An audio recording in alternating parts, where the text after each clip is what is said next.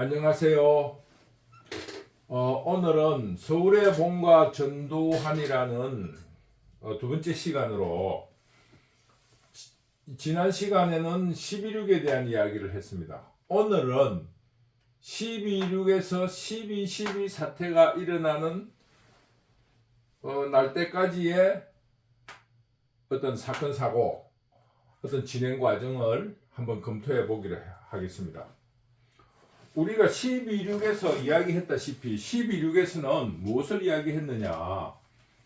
첫째, 12.6의 배경 혹은 원인 이걸 이야기했습니다. 그 다음에 의도된 사건인가 혹은 우연인가 우발. 세 번째, 정성화의 문제. 그 다음에 실패 원인. 이거를 같이 짚어봤습니다. 간단히 복습을 하자면 배경은 장기 집권에 따른 피로도다. 이거는 국민들도 필요했고 권력 내부에서도 필요했다. 물론 국제적인 관계에서도 피로감을 느끼고 있었다. 이런 정도. 그래서 이제 국민적인 저항이 일어난 사건이 부마. 지난 시간에는 부마 사태라고 그랬는데 이제는 통용되는 과정이니까 부마 민주화 운동 이렇게 부르기로 합시다. 민주화 운동. 부마 민주화 운동이 일어났는데 권력 내부에서 온건파, 이제는 국민들 수준도 높아졌으니 풀어가면서 하자. 강경파, 국민들은 풀어주면 안 된다. 계속 고삐를 쥐어서 가자 하는 온건파와 강건파 간의 갈등이 있었다. 그거는 실제로 그랬든지 그렇지 않았든지 김재규의 법정 진술에서 차지철과 김재규 자신과의 갈등을 이야기할 때 이야기가 버러지 같은 놈이라든 이런 거에서 유추해 볼 수 있습니다. 꼭 김재규가 박정희를 시해한 원인이 됐는지 안 됐는지는 알 수 없지만은 법정 진술에서 그런 이야기가 있었다는 것은 권력 내부에 그런 갈등이 있었다는 것을 추론해 볼 수가 있습니다. 그다음에 정성화의 문제와 함께 비서실장이었던 김계원이의 문제가 있습니다. 실패 원인은 알다시피 정성화가 우유부단했다. 정성화가 김재규에게 충성을 한다는 입장으로 김재규가 정성화를 믿고 있었는데, 만약에 정성화가 이 문제를 정확하게 할 것 같았으면은 군을 동원하고 이게 사건이 벌어졌다고 하면서 적극적으로 돕든지 아니면은 적극적으로 김재규를 근거했어야 됩니다. 정성화가 우유부단하다는 그런 문제가 여기에 드러나고 있습니다. 12.12 구테타라고 하는데 12.12는 저는 12.12를 사태라 하겠습니다. 12.12 사태에서도 정성화의 우유부단이 드러나는 겁니다. 그리고 김계원의 우유부단. 실패 원인은 정성화의 문제에 있었고, 두 번째는 무언가 김재규가 의도했던 것과 다르게 사건이 진행되었다. 이런 정도로 우리는 이 문제를 정리할 수 있습니다.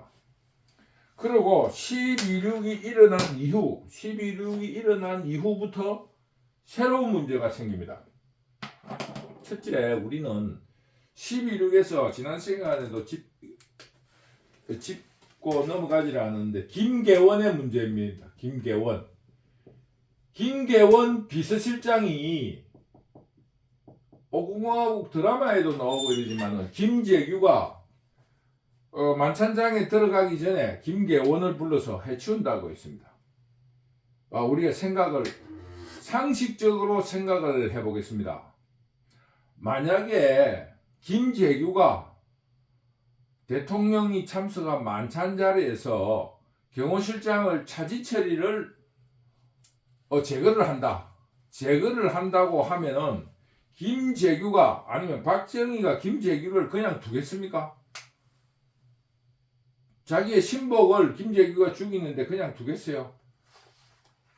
그러니까 김계원이 김재규가 사지처를 해치운다고 했을 때 각하는 해치울 줄 몰랐다, 이거는 상식적으로 말이 안 되는 소리입니다. 그거는 어느 누가 들어도 중앙정보부장이 대통령이 참석한 만찬장에서 따로 불러서 죽이든 어떻게 죽이든 대통령이 자기의 오른팔인 경호실장을 죽였다고 했을 때 김재규가 무사할 수 있다고 생각했다는 그 자체가 논리가 성립되지 않습니다. 그래서 김계원 비서실장은 반드시 박정희가 죽을 거라는 걸 알았고, 또 박정희가 죽는 것을 현장에 있었습니다. 현장에 목격한 사람입니다. 그래서 이제 12.6이 일어난 후 모두 다 아시다시피 육군본부로 가게 됐습니다. 그거는 어떤 사람들은 우발이라 하는 증거로 들이대는데, 그거는 계엄이 선포된다는 것을 전제했을 때, 그거는 육군본부를 장악하지 않으면은 김재규가 살아날 수 없습니다. 예를 들어서 김재규가 중앙정보부에 들어가서 틀어잡고 있다면 중앙정보부에서 권력이 있습니까?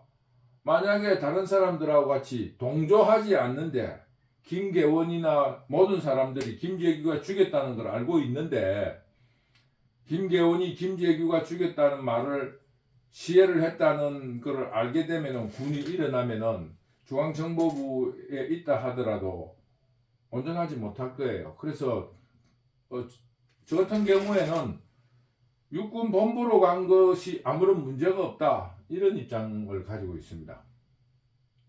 그래서 이제 육군본부에서 내각들이 모이고 이 문제를 가지고 이야기를 했는데, 여기서 가장 중요한 포인트가 하나 있습니다. 가장 중요한 포인트가 뭐냐면, 범인이 김재규라는 걸 알고 있었어요. 김계원이도 그렇고 또 김재규의 부하들 박흥주라든가 이런 사람들이 범인이 김재규라는 걸 알고 있었습니다. 그런데 아무도 이야기를 하지 않았어요. 또 정성화의 문제입니다. 정성화도 범인이 누구인지 묻지를 않았어요. 알려고도 하지 않았고, 그거 좀 문제가 있는 거 아닙니까? 그래서 나는 정성화가 눈치껏 최소한 김재규가 시해를 했을 것이라는 추론은 가능했다고 봅니다. 그래서 여기서 이야기하고 싶은 것은, 범인이 김재규라는 걸 알고 있으면서 김계원이, 정성화, 모든 사람들이 우유부단하게 진행 과정을 지켜보고 있었다는 사실입니다. 그러면서 김재규는 그날까지 육군본부에서 체포되고 중앙정보부에서 수사를 받을 때까지 자기는 쿠데타가 성공하리라고 확신하고 있었다는 게 지금 현재 밝혀진 사실입니다.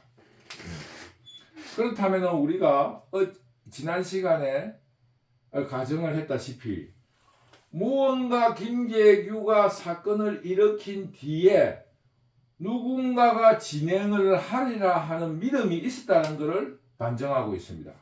다만 그것이 무엇이고 누구인가에 대해서는 아직 밝혀진 바가 없습니다. 그러나 뭐 지금 이미 박정희 11.6이 일어난 지금 40년이 지났으니까 곧 밝혀지리라고 봅니다. 그래서 여기서부터 일어난 것은 12.12 사태는 어떻게 해서 일어났는가? 이거는 간단합니다. 어떻게 해서 일어났느냐? 그거는 우리나라 지도부들이 가지는 하나의 우유부단이 12.12 사태를 불렀다. 우유부단이 원인이다. 원인이다. 12.12 사태가 책임 있는 자들의 책임 있는 행동이 있었다면 12.12 사태가 일어날 수 없었습니다.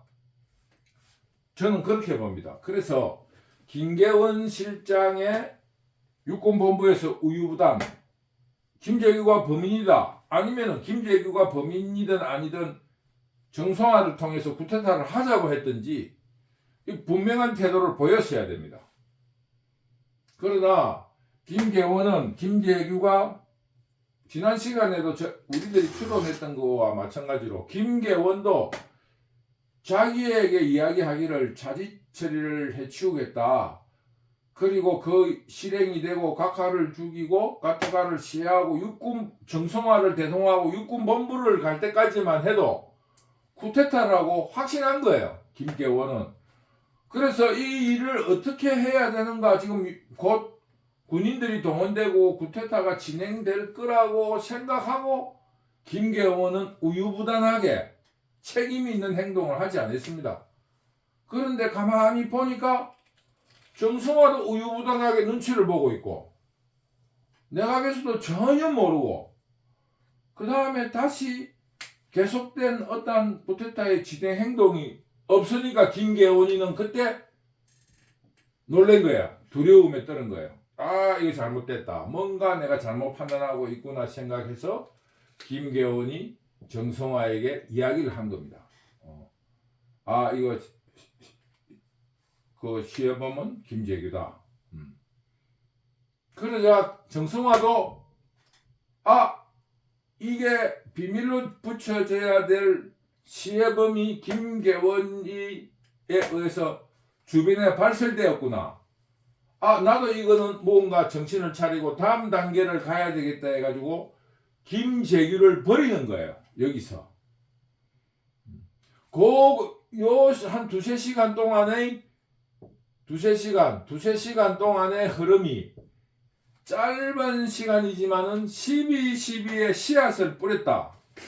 저는 그렇게 보고 있습니다. 그러자 우유부단하게 되고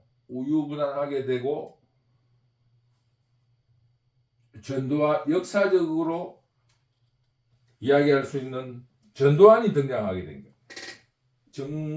전두환이가 등장하는데 이거는 전두환이가 쿠데타를 모의했다 안 했다 이거를 이야기할 수가 없어요. 왜냐하면은 전두환이는 자기가 의도해서 이 12.6에 등장한 사람이 아닙니다. 전두환이가 하나회를 만들어서 쿠데타를 준비했다. 설사 그렇다 할지라도 역사적인 사건에서 사건이 사람을 부르지 않으면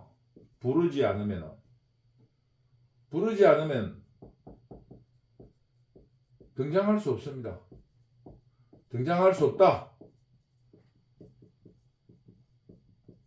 이거는 속설로 시대가 영웅을 만든다. 시대가 영웅을 만든 거예요.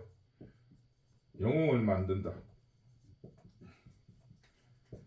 기존 지도부들의 우유부단을 턴타 있을 때 시대는 전두환을 부른 겁니다. 그래서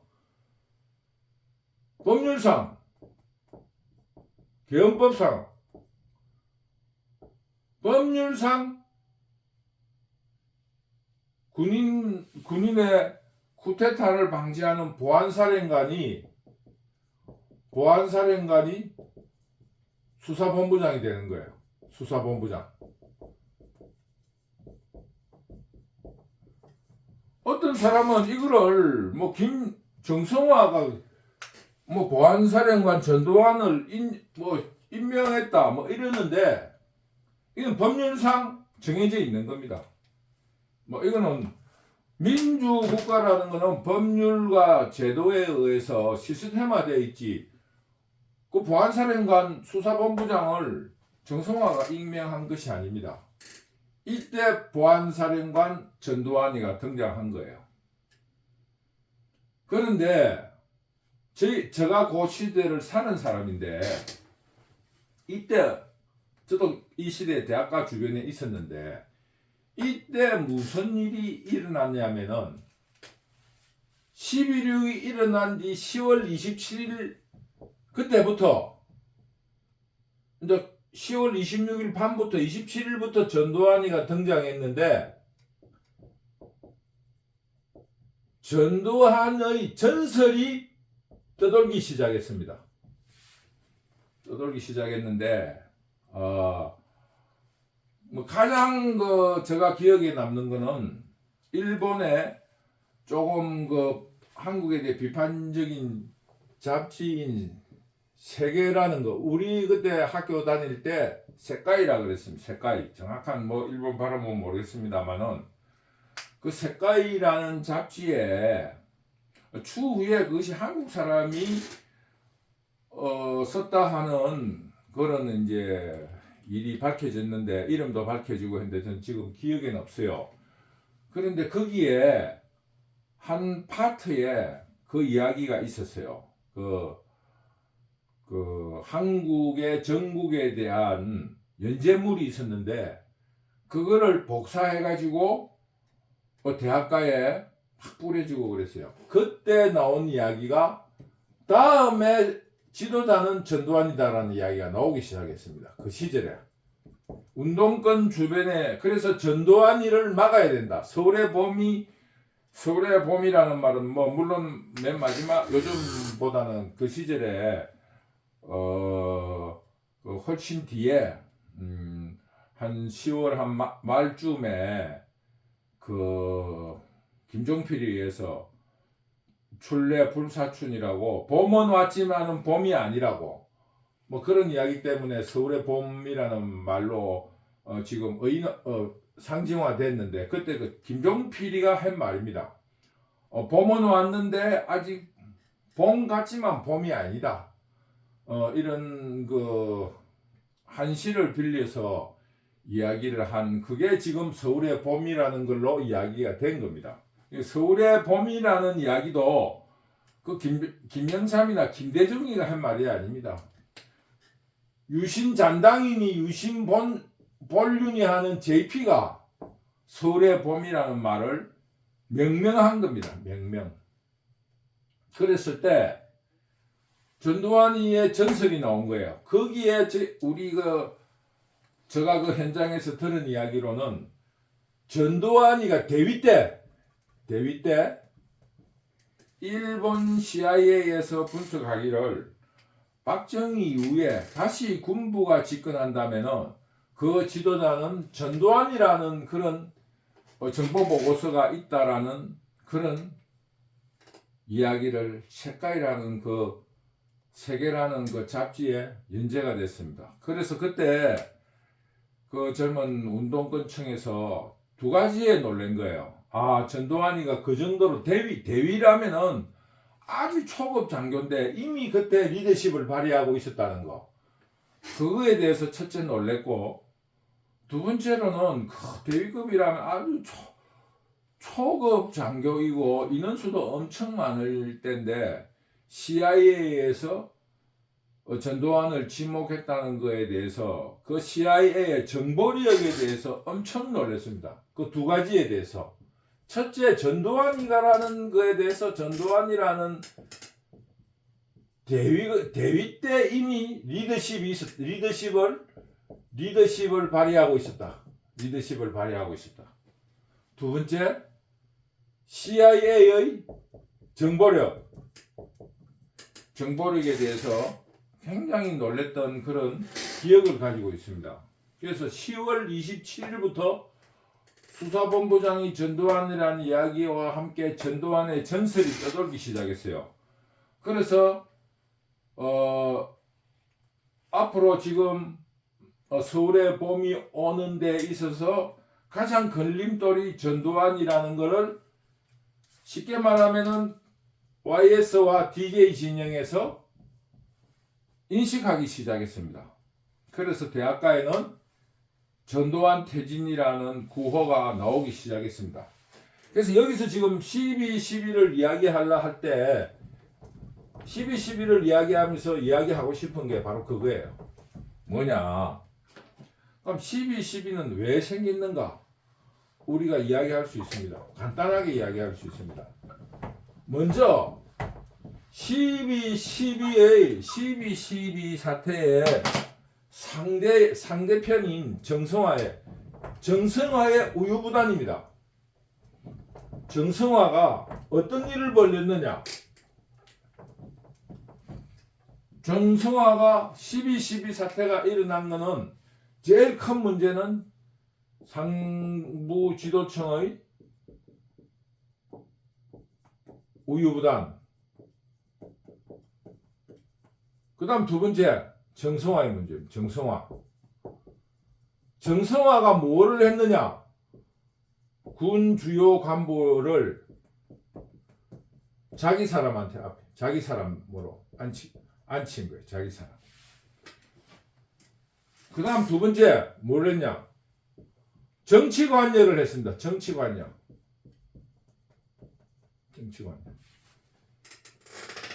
정성화가 이 두 가지를 한 거예요. 제일 먼저 뭐를 했습니까? 계엄사령관의 가장 핵심인 수경사령관을 바꿨습니다. 수경사령관.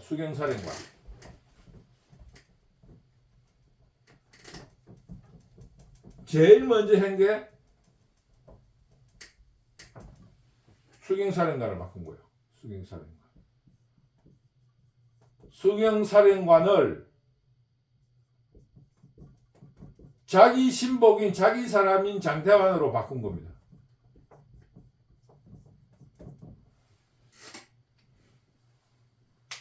제일 11.6이 일어나서 가장 먼저 한 게 정확한 날짜는 뭐 추론할 수 없습니다만은 거의 11.6이 일어난 지 며칠 안 돼서 바꾼 거야.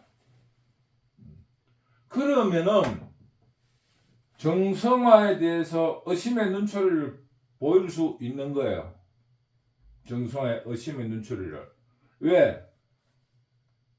지금 현재 일어난 문제도 문제가 있는데 수경사령관인 장태환으로 자기 사람으로 바꾼 거예요. 그러고 거기에 정병주와라는 공수부대장, 공수사령관, 특전사령관도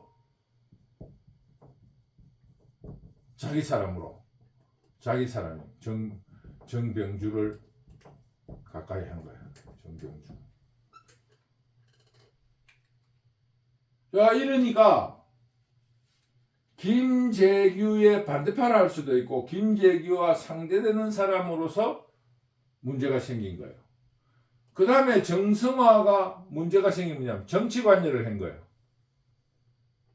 쉽게 말하면은 내각의 우유부단, 최규하의 우유부단. 그러니까 대통령으로서 과도 정부를 이끌어야 할 대통령이 물론 능력은 안 되겠지만 단호할 어떤 행동이라든가 발언을 취해야 되는데 최규하 대통령은 발을 한 발 빼고 있은 겁니다. 한 발 빼고 있으니까 내각이 돌아가지 않는 거예요.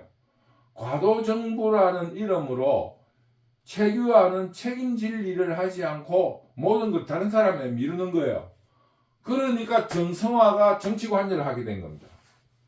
그런데 전두환이도 그런 거예요. 전두환이도 자기 나름으로 수사를 하다가 보니까 수사를 하는 입장에 있는데 보니 국정이 돌아가지 않는 거예요.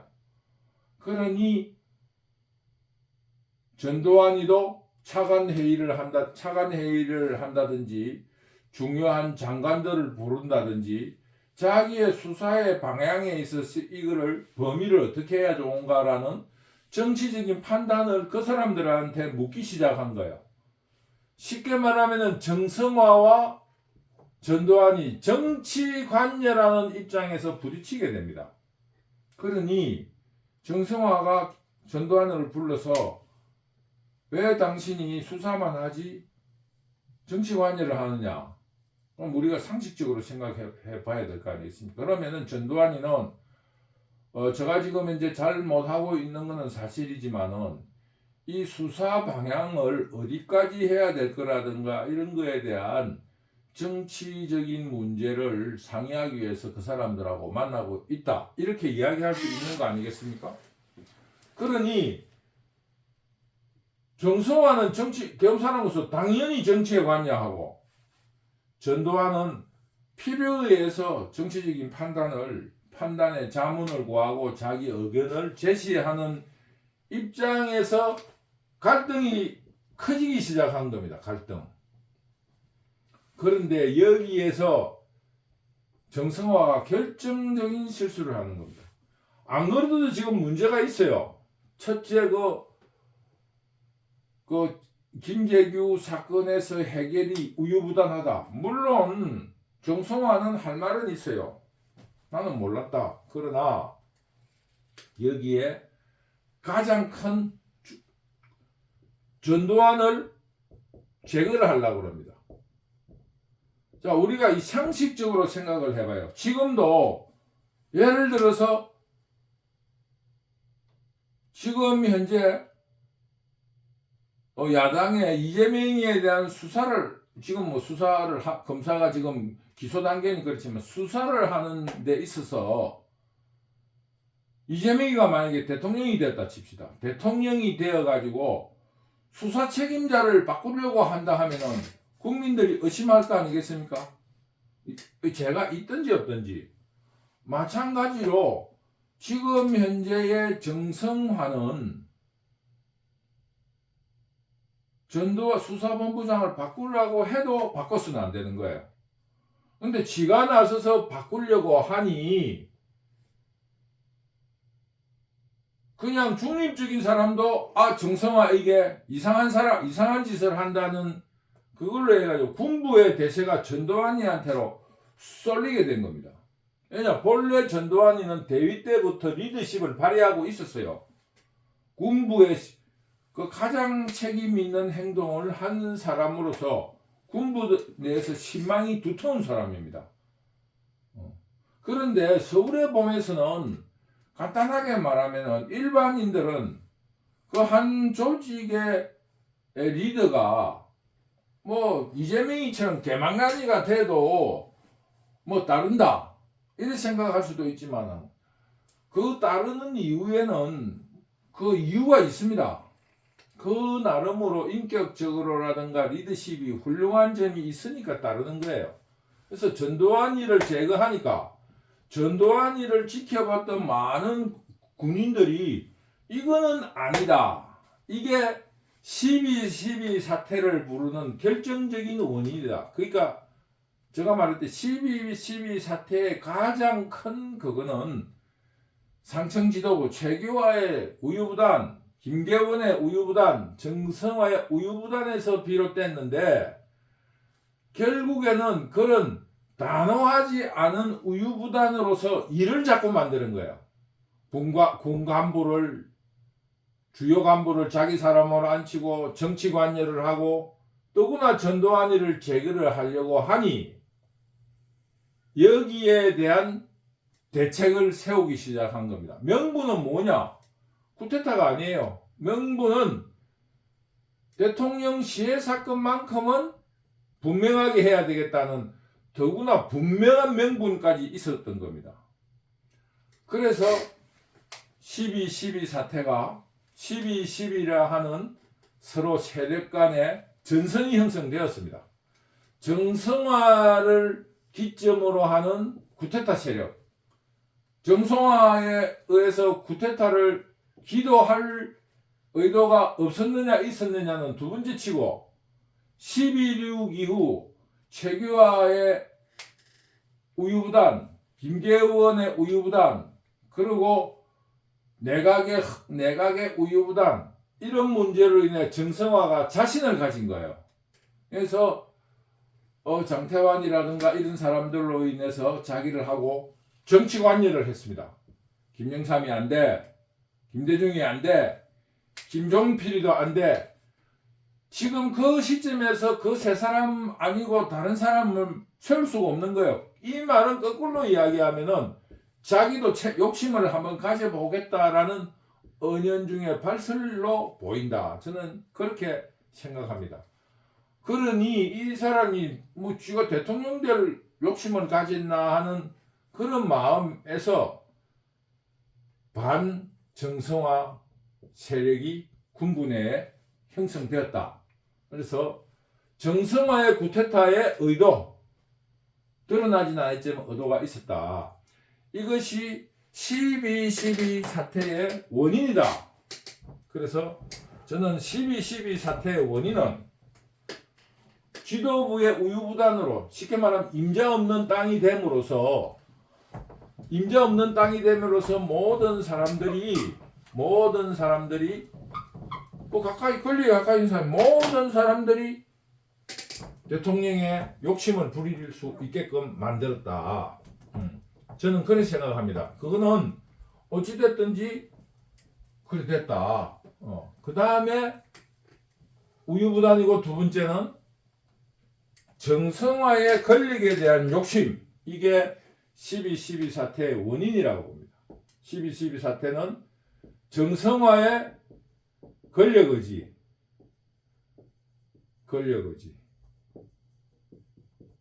이 두 번째. 그 다음에 지도부의 우유부단.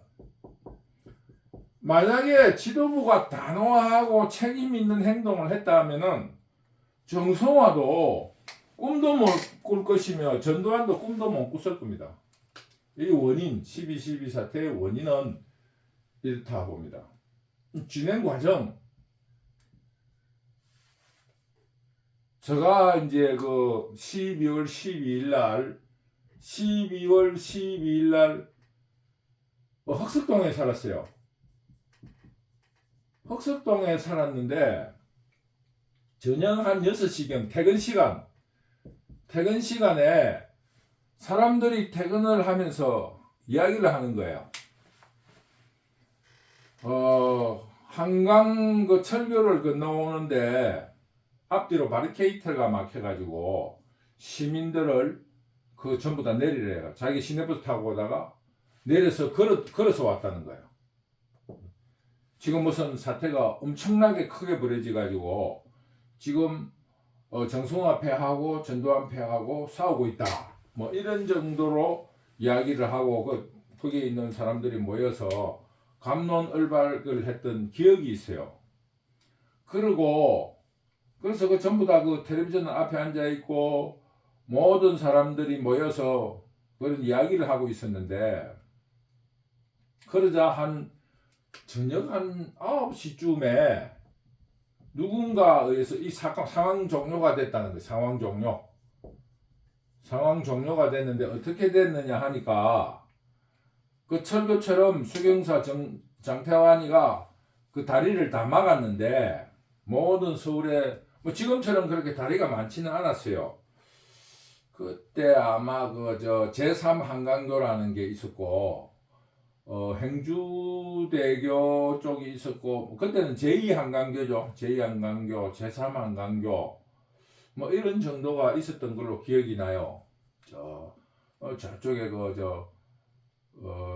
천호대교는 아니고 거기에 그 조그만 다리가 하나 있었고, 그래 뭐 하여튼 다리가 뭐 많지는 않아도 여의도 건너간 다리가 있고 이래 있었는데, 그때 이제 한 9시 조금 이짝저짝 한 서너 시간 흐른 뒤에 들리는 소문이 그 전두환 패가 이 한강다리를 건널 수가 없으니까 거기에 김포 그 부근에 있던 그 부사관이 그 동네 지리를 잘 아는데 행주대교 그 부근에 보가 하나 있다.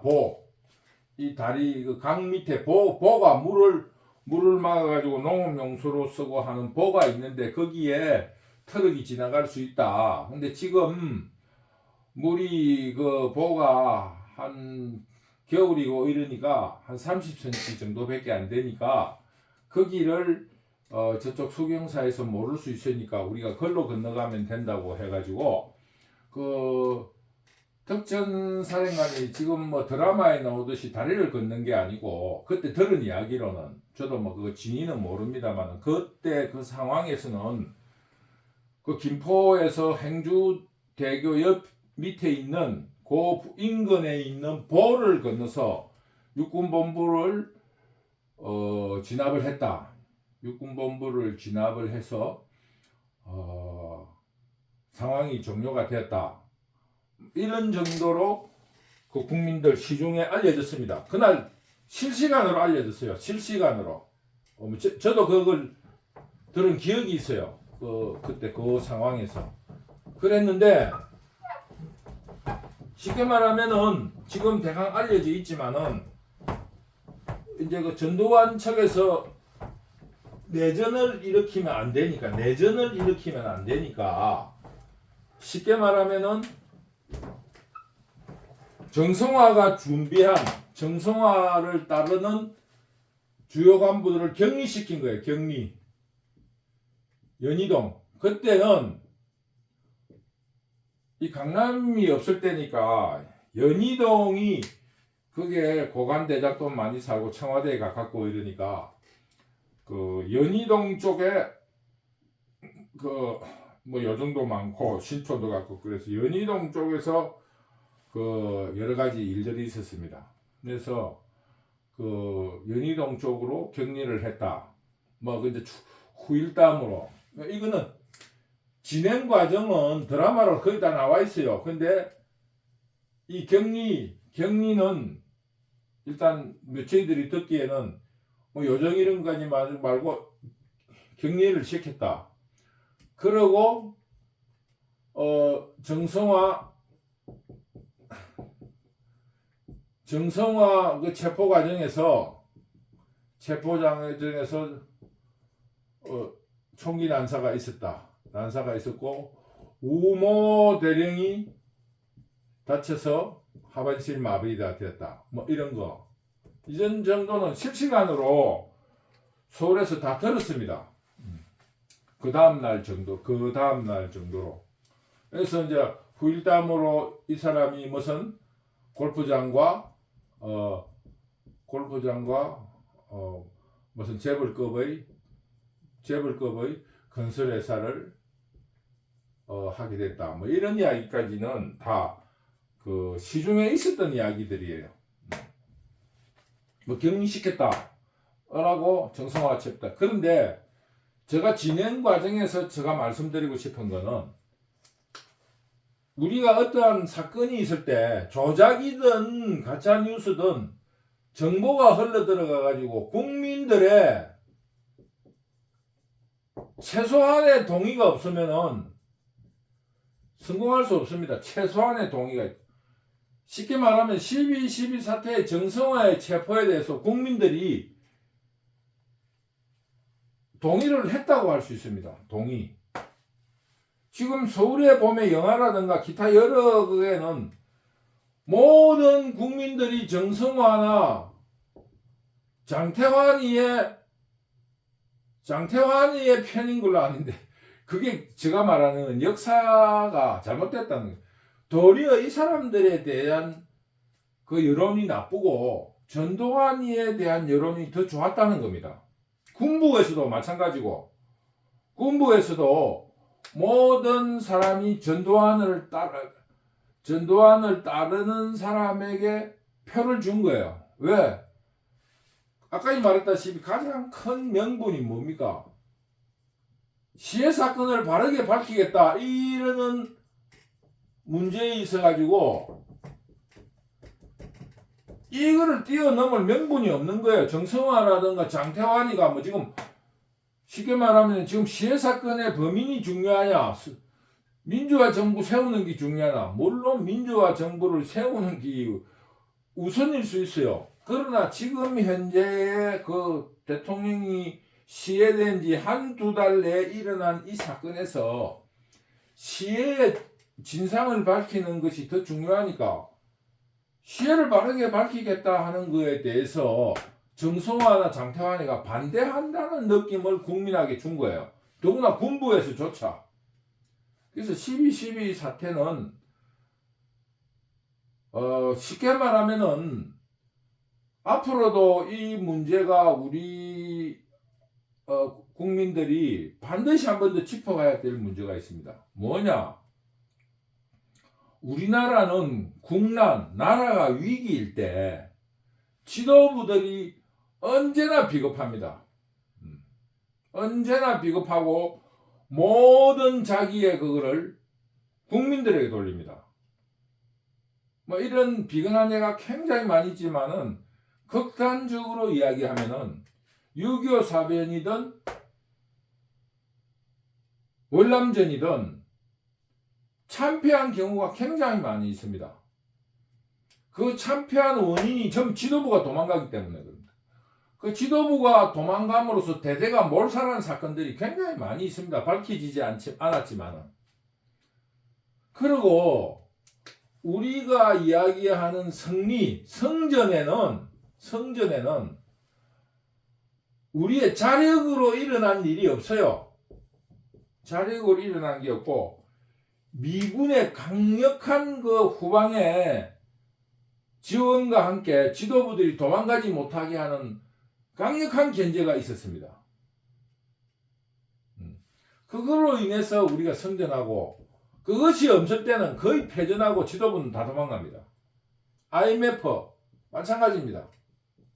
전부 다 국민들이 다 덤태기시고 국민들의 세금으로 위에 상층부는 다 지원에 다 살. 그때 IMF 때 국민들이 쉽게 말하면은 국민들을 살리기 위해서 은행의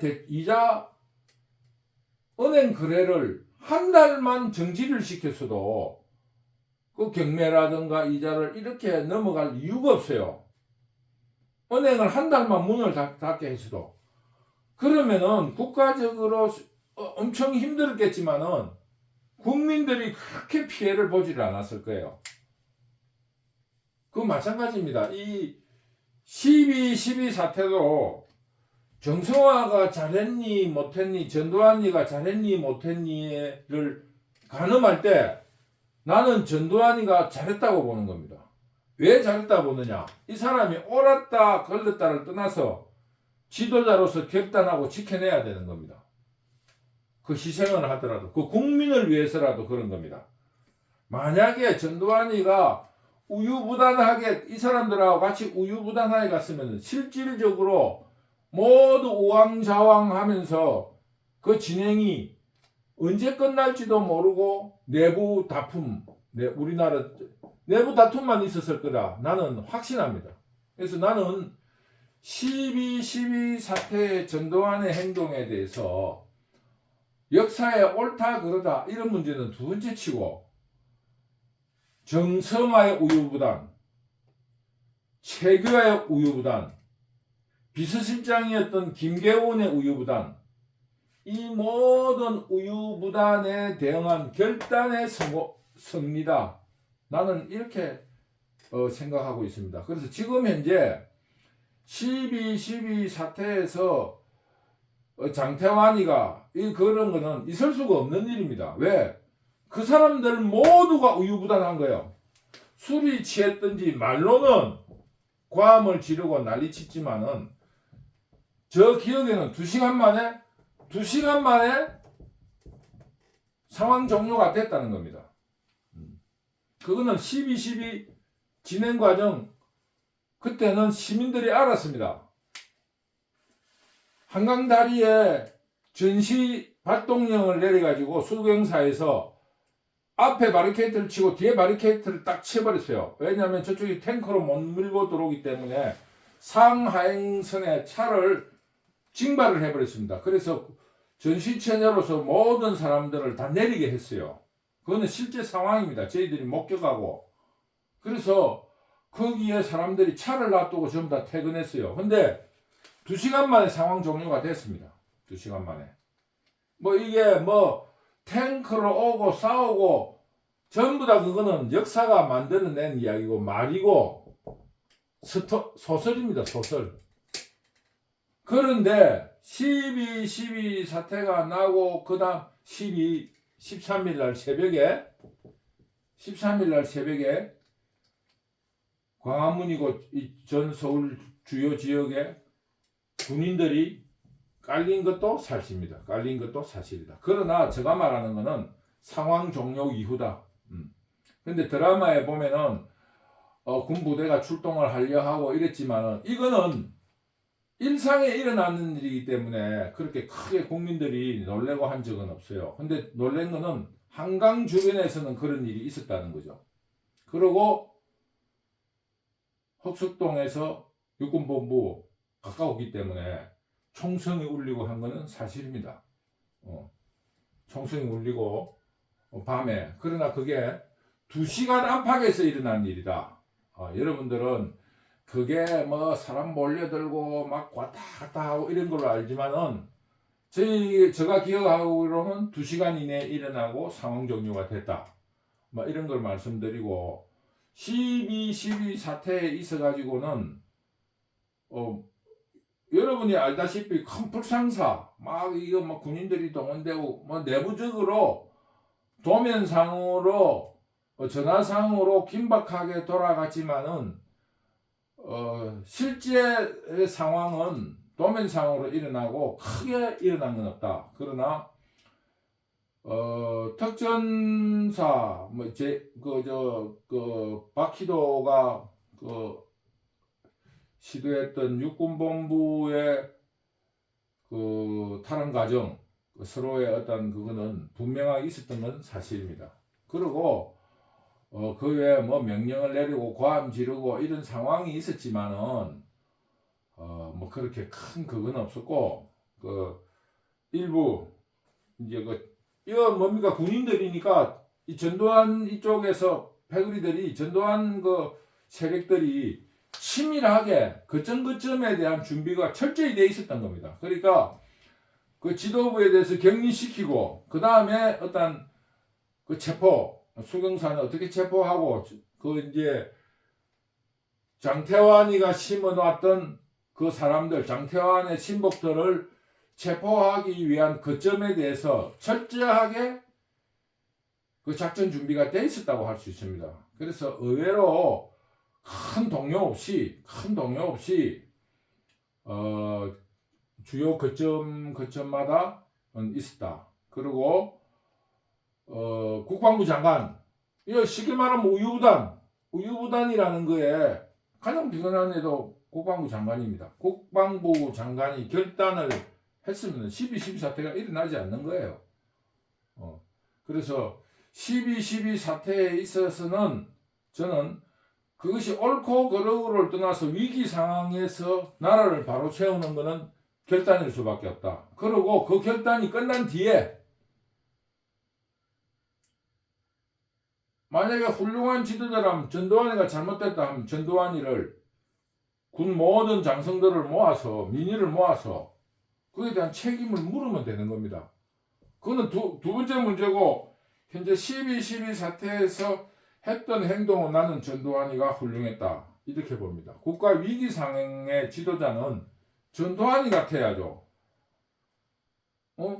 감정에 치우친 장태환이나 말이야. 패거리의 자기 신복의 정성화에 대해서 충성을 보이기 위해서 말이야 막말이나 하고 도저히 실현 불가능한 작전 명령을 내리는 것은 있을 수 없는 일입니다. 더구나 특전사령관 마찬가지예요. 근데 우리가 서울의 봄의 영화와 소설이 지금 현재 다르다는 걸 한 가지의 극단적인 예로 말씀드리겠습니다. 뭐 요즘 그 큰 서울의 봄으로서 여론몰이를 하는데 의외로 전두환이에 대한 훌륭한 태도에 대해서 사람들이 저 드라마를 해도 조금 저거 거짓 긋고 전두환이가 잘했다는 설이 있으니 이제는 감성적으로 나가는 거예요. 장태환이의 인생적인 불우, 자식이 자살했다. 엄마도 부모도 자식했다. 당연하죠. 패자니까 자살할 수 있죠. 또 정성화도 뭐 자식이 어떻게 됐다. 이런 이야기를 하면서 동정을 끌어가서 그 사람들에게 표를 어떤 의미를 부여하는데 그 부지런 그 참 국가에 이래서 그거는 아주 그 하자는 일입니다. 그 개인이 그런 불행이야 역사에도 많아요. 그러나 우리가 한 가지 이야기는 지적할 수 있습니다. 그 사람들의 가족적인 불행을 가져오게 된 거는 국민들이 장태환이나 정병주나 혹은 정성화에 대한 평이 안 좋았다는 거 아니겠습니까? 그 당시 기점으로 봤을 때, 그러니 걔들이 모욕감에서 어떤 그 책임을 다하지 못한 모욕감에서 그런 뭐 자살을 한다든가 하는 사건을 벌이지 않았겠느냐. 우리는 추론이 가능하다고 봅니다. 그런 의미에서 그 당시에는 지금 서울의 봄에서 영화화하는 거와 달랐다 하는 거를 제가 강조해 드리는 겁니다. 그래서 12.12의 사태의 근본적인 원인은 뭐 누구가 잘했다 못했다 이거를 떠나서 우유부단과 결단의 싸움에서 결단이 이겼다. 나는 이렇게 보는 거예요. 그 책임 있는 자리에 있는 사람이 도리어 결단을 해야 되는데 만약에 책임 있는 사람이 결단을 했다 하면 전두환이가 그 명분을 얻을 수 있었을까요? 절대 얻을 수 있지 못합니다. 그거는 작은 집단이라면 작은 집단인 군부뿐만 아니라 좀 더 큰 집단에서 국민으로서부터의 동의를 받을 수 없습니다. 아무리 거짓말을 하더라도. 그래서 저는 12.12 사태의 진행 과정은 드라마 이런 거와 같이 9대1 정도의 압도적인 지지를 받은 군부라든가 이런 압도적인 지지를 받은 전두환의 승리였다. 1이라는 그 소수파, 그 어떤 반란이라고 할 수도 없는 우유부단 세력들을 지나치게 미화하고 있다. 지금 우리가 이야기하고 있는 거는 12.6과 12.12. 그 다음에 전두환이가 집권 이후에 잘했느냐 못했느냐의 문제는 그 다음의 문제입니다. 우리는 12.12 사태에 대한 진상과 거기에 올바른 판단을 하자 이겁니다. 그래서 12.12를 일으킨 전두환이가 잘못됐다 이야기를 하기 이전에 12.12의 원인 제공을 했던 기득권들, 내각 대통령에서부터 시작하고 국방부 장관, 내각, 육군참모총장, 그 외 모든 사람들의 우유부단이 그 원인을 제공했고, 두 번째, 가장 책임이 있는 계엄사령관인 정성화의 월권 내지는 우유부단이 12.12 사태를 일으켰다. 그리고 진행 과정은 지금 서울의 봄과 같이 그렇게 뭐 크다만 큰 사건이지만은 어마어마한 진행 과정이 없고, 그가 본 과정으로는 기억으로는 한 3시간 안팎에 3시간도 안 됐을 거로 기억되는 그런 짧은 시간에 일어났던 상황이었다. 물론 그 짧은 시간이었기 때문에 더욱 긴박하게 일어났겠지만은, 그러나 전두환 세력들이 철두철미한 준비에 의해서 시민들이라든가 국민들에게 의한 큰 동요는 없었다. 그 당시는 아주 짧은 시간에 정광석화처럼 전두환이가 12.12를 성공시켰다. 제가 12.12에 대해서 말씀드리고 싶은 것은 여기까지입니다.